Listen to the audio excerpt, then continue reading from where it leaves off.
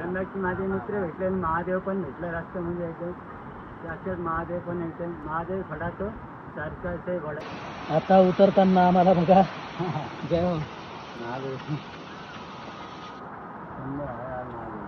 हो हो.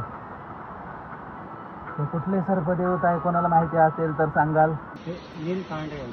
कोणतं हा नील पांढरे म्हणजे जागी बसून ना एक महिनाभर फुटणार नाही असतो का विचार आहे.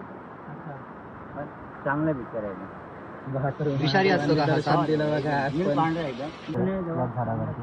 अच्छा महादेव सुंदर कसं इथं आहे का इथं आहे का देवता आहे ना सुंदर बघू शकतो. सुंदर जायची इच्छा जावं झाडावरती पण कुठून जावं कुठून नाही असं त्याला दिसतात कसं नको त्रास आहे त्याला पण आपलं पाहिजे जास्त दूर नाही होतं. काटे लावलेले असून मी काटे त्याला असते विचार पण कसं बघू शकतो मी पण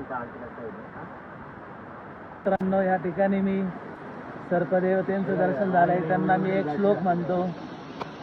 ये सर्पा पर्वतीर्थेषु दरे संधिषु संवस्थिताः नमोस्तु तेभ्यः सुप्रीताः प्रसन्नाः सन्तु मे सदा. तिकडे बघा जय हो सर्पदेवतांनी मान फिरवली इकडे ऐकायला लागले. जय हो सर्पदेवता जय हो पुनश्च सर्पदेवता. आता इतक्यातच पुन्हा दुसरे सर्पदेवता माझ्या पाया खालीच होते एकदम एका बाजूने आले बघा. हे बघा